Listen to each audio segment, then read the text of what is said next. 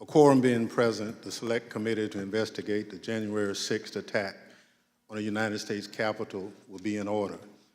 The Select Committee is meeting this evening to consider a report on a resolution recommending that the House of Representatives find Jeffrey Bossert Clark in contempt of Congress for refusal to comply with a subpoena duly issued by the Select Committee to investigate the January 6th attack on the United States Capitol. Without objection, the chair is authorized to declare the committee in recess at any time. I'll now recognize myself for an opening statement. I will support and defend the Constitution of the United States. That's a part of the oath my colleagues and I took at the beginning of this Congress and in years past. When we were sworn in as representatives, in part of this oath, all of our staff members take, every person who serves this country in uniform, civil servants, and appointees across our government. And it's part of the oath Jeffrey Clark swore the last time he was an Assistant Attorney General at the United States Department of Justice, of all places, to support and defend the Constitution. A year ago right now, while Mr. Clark was bound by the oath, an all-out attack on the Constitution was underway. The former president was waging a campaign to overturn the results of the election. His allies were looking for ways to get around the Constitution and keep him in power. It appears Mr. Clark was central to that effort. The campaign of political pressure and maneuvering failed, but the assault on the rule of law didn't end. It escalated. It resulted in a violent attack on the seat of our democracy. What the former president's inner circle couldn't achieve with lies and unsupported lawsuits, a mob of rioters tried to do by force.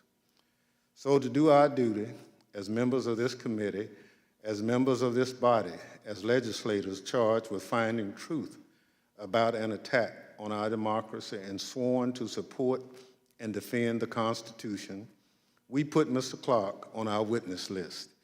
As someone who was in direct contact with the former president in days leading up to the January 6th, he has information we believe is relevant to our investigation. When he, unlike hundreds of others, refused to cooperate with our investigation voluntarily, we subpoenaed him on October 13th, and when he appeared for a deposition on November 5th, instead of answering our questions, his lawyer presented the committee with a dozen pages of excuses for defying the law and refusing to comply with our subpoena. We've heard the term contempt of Congress a lot in the last few weeks. We know it's serious business that can land a person in serious trouble, but it can sound a little abstract. So if you want to know what contempt of Congress really looks like, read the transcript of Mr. Clark's deposition and his attorney's correspondence with the Select Committee. Because what you find there is contempt for Congress and for the American people, contempt for the rule of law, contempt for the Constitution. Faced with specific questions, he refused to offer any specific claim of privilege that could shield him from answering. Instead, he hid again and again and again behind his attorney's 12-page letter and vague claims of privilege. Then he said, I'm quoting, "I think that we are done," and he walked out. Mr. Clark's former superiors at the Justice Department didn't hide. Mr. Rosen, Mr. Donahue, they answered the Select Committee's questions for hours about the very same topics we'd like to address with Mr. Clark. Many others have done the same. And there's nothing as extraordinary about Congress seeking the testimony of a former executive branch official. Even the former White House Chief of Staff is now cooperating with our investigation. As permitted by House rules, I considered Mr. Clark's objections and rejected them. The Select Committee provided him the opportunity to return to the deposition, and he refused to do so. I want to note that around 8 o'clock last evening, Mr. Clark's attorney sent a letter to the committee, another in a long series of long letters stating that Mr. Clark now intends to assert his Fifth Amendment privilege against incriminating himself in this process. He offers no specific basis for that assertion. He offers no fact that would allow the committee to consider it. Of course, Mr. Clark had the opportunity to assert this privilege and any other in response to questions we intended to ask him at the November 5th deposition. He declined to do so. He walked out. This is, in my view, a last-ditch attempt to delay the Select Committee's proceedings. However, a Fifth Amendment privilege assertion is a weighty one. Even though Mr. Clark previously had the opportunity to make these claims on the record, the Select Committee will provide him another chance to do so. I am informed, Mr. Clark's attorney, that I am willing to convene another deposition at which Mr. Clark can assert that privilege on a question-by-question basis, which is what the law requires someone who asserts the privilege against self-incrimination. We have just learned that Mr. Clark has agreed to appear again to continue his deposition. However, we will proceed tonight with considering the contempt request, as this is just the first step of the contempt process. We just want the facts, and we need witnesses to cooperate with the legal obligation and provide us with the information about what led to the January 6th attack. Mr. Clark still has that opportunity, and I hope he takes advantage of it. But we will not allow anyone to run out the clock, and we will insist that he must appear on this Saturday. Without objection, the correspondence will all be made part of the record. As with Mr. Bannon, the Select Committee has no desire to be placed in this situation, but Mr. Clark has left us no other choice. He chose this path. He knew what consequences he might face if he did so. This committee and this House must insist on accountability in the face of that sort of defiance. We must honor the oath we took to support and defend the Constitution. We all take that oath very seriously.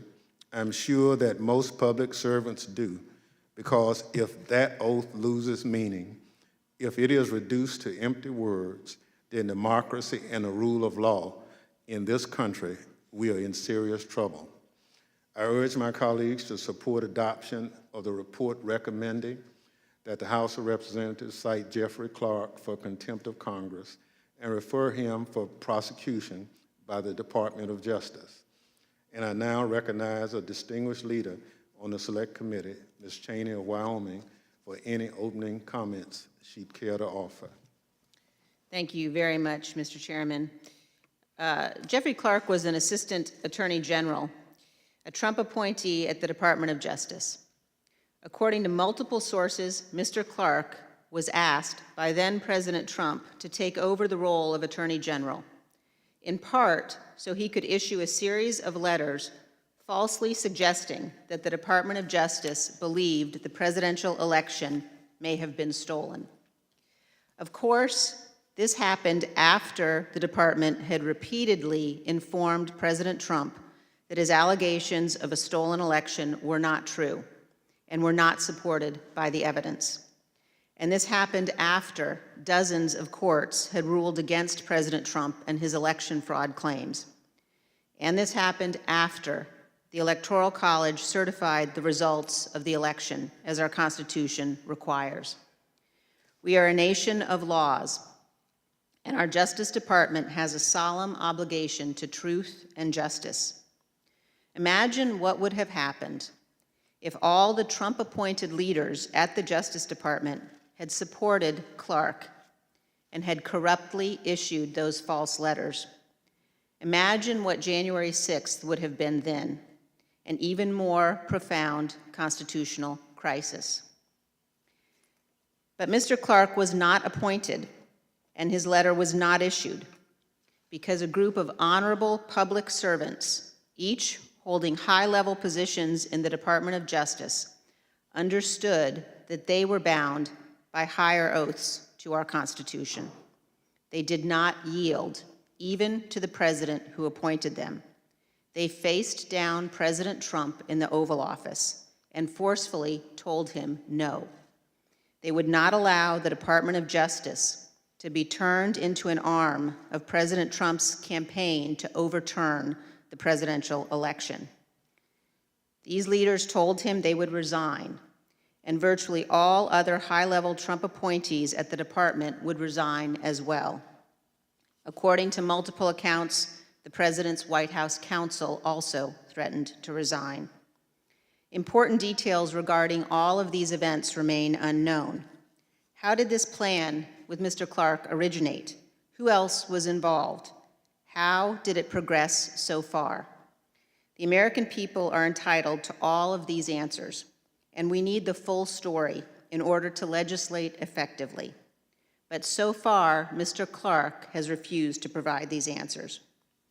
As the chairman indicated, in the last hour, Mr. Clark's attorney has told us that Mr. Clark would be willing to appear at another deposition and that he plans to assert his Fifth Amendment rights against self-incrimination. If Mr. Clark believes that answering questions about his discussions with President Trump and others in November and December of 2020 and January of 2021 could incriminate him, and he therefore wishes to invoke privilege on that basis, the committee would certainly consider that. We will not finalize this contempt process if Mr. Clark genuinely cures his failure to comply with the subpoena this Saturday. It is important to note, however, that Mr. Clark is not excused from testifying simply because President Trump is trying to hide behind inapplicable claims of executive privilege. And of course, Mr. Clark is refusing to answer questions that are not conceivably subject to any executive or other privilege claim. Finally, let me make a larger point as well. President Trump continues to make the same false claims about a stolen election with which he has misled millions of Americans. These are the same claims he knows provoked violence in the past. He has recently suggested that he wants to debate members of this committee. This committee's investigation into the violent assault on our Capitol on January 6th is not a game.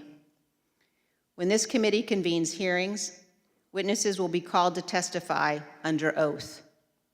Any communications Mr. Trump has with this committee will be under oath. And if he persists in lying then, he will be accountable under the laws of this great nation and subject to criminal penalties for every false word he speaks. Thank you, Mr. Chairman. I yield back.